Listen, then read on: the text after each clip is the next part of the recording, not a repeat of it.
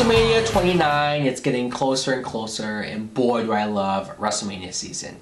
I'm here to make my predictions for WrestleMania 29, but first I want to talk about a match that isn't official yet, but I hope it gets made. Divas Championship Match, Kaitlyn versus AJ. The reason why I want this match to happen so bad, and the reason why I've been sort of promoting this match to happen for a couple months now, is because we haven't had a Divas or Women's Championship match at WrestleMania since like WrestleMania 22. Yes, I'm talking about Trish Stratus and Mickie James. Quite possibly one of the best Divas matches of all time. Definitely the best feud. And I want to see the Divas division showcased better at WrestleMania, and a title match is the way to do it. Kaitlyn and AJ, I feel like they're two of the most popular Divas right now in the company. Who I think would win that match? Kaitlyn. On to the actual matches for WrestleMania. An 8-person mixed tag team match. It's Cody Rhodes, Damien Sandow, and the Bella Twins versus Brodus Clay, Tensai, Cameron, and Naomi. Now, this is sort of a thrown together match just to get some of these people who aren't at WrestleMania yet to be on the show. I'm not completely against it though. I see Cody Rhodes, Damien Sandow, the Rhodes Scholars, along with the returning Bella Twins getting the win. One-on-one match, Chris Jericho versus Fandango. How did I do? Did I say his name right? I hope I did, because if not, then he might not wrestle on the Showcase of Immortals. But come on, it's WrestleMania. Of course he's going to wrestle. His debut match at WrestleMania, wow, what a huge match for him. And it's against Chris Jericho. Many people, many of my friends have been saying that, yeah, this match is like really low for Jericho. It's sort of a downgrade. I see their point, but at the same time, I'm just glad Jericho has a match. I think this has the potential to be good for Fandango, his starting point, his career. I want Jericho to win because he deserves the WrestleMania win. Intercontinental Championship match, Wade Barrett versus The Miz. I could see The Miz winning the title. Tag Team Championship matches, Kane and Daniel Bryan versus Dolph Ziggler and Big E Langston. This is Big E Langston's first match on TV. I don't really think I care too much about Dolph Ziggler and Big E Langston being tag team champions or even being a tag team. I never really thought of them as a tag team. I feel like this match was thrown together. And two, I don't really see Dolph winning this because I could have sworn, I would have bet money that Dolph was gearing up to cash in his Money in the Bank contract at WrestleMania and become world champion. Now I don't even know if that's going to happen. But either way, I'm going to say Kane and Daniel Bryan get the win.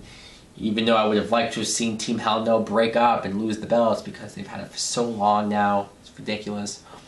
Special grudge match. It's Ryback versus Mark Henry. I am looking forward to this match. It's two behemoths going one-on-one to find out who's the strongest guy in WWE. Ryback will get to win. And of course, we have the World Heavyweight Championship match. Alberto Del Rio defending against Jack Swagger. Now, I don't know how much I care for this initial match. I like the storyline. You could tell that's what WWE is trying to be more edgy. I appreciate that, and I do like that Swagger's more aggressive now. He broke Ricardo's ankle. As far as the match goes, I would have said Swagger would have won the world title based on this gimmick if it wasn't for him fucking up last month, the whole getting pulled over and arrested. But what the hell? I'm still going to say that Swagger wins. But as punishment for his fuck up, I say Dolph Ziggler still will cash in Money in the Bank and Swagger won't be world champion anymore. We're going to see Dolph Ziggler finally be world heavyweight champion. Yes! Yes! Yes! 6-man tag team match, Randy Orton, Sheamus, and The Big Show versus The Shield. I kind of would like to see The Shield win this just because they've been on a roll, and this would really further up their status in WWE if they can win at WrestleMania. That's huge. But Randy Orton, Sheamus, and The Big Show, I feel like they are an interesting team. I love the dynamic of them not really getting along. And I'll say Randy Orton, Sheamus, and Big Show win and give The Shield their first big loss. No holds barred match with Triple H's career on the line. It's Triple H versus Brock Lesnar.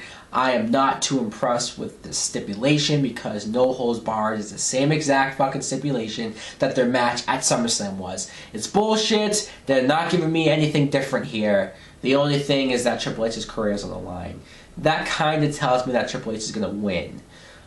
Granted, he could lose and this could be his last match.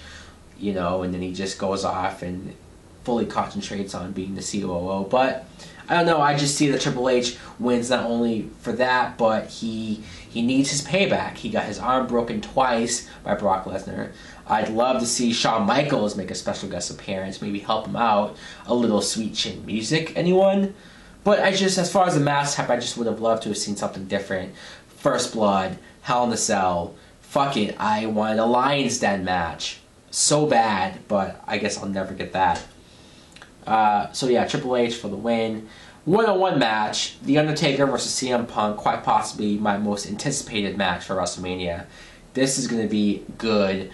I don't 100% know who's going to win. I could see CM Punk ending the streak just because, for that shock factor. And to see CM Punk do something like that after just losing the belt, that would really keep him up there at the top of the food chain. But it's WrestleMania, it's Undertaker. I'd be really shocked if he lost. I'm going to say Undertaker wins. And especially after seeing him on Monday, finally in action a little bit. He went after CM Punk, attacked him. He looked like he was in good shape. For all those weeks when we saw him in that robe and the hood, I thought maybe he was covering, like, his bald head and maybe he wasn't in good shape. That's what I thought was going on. That brings us to our main event.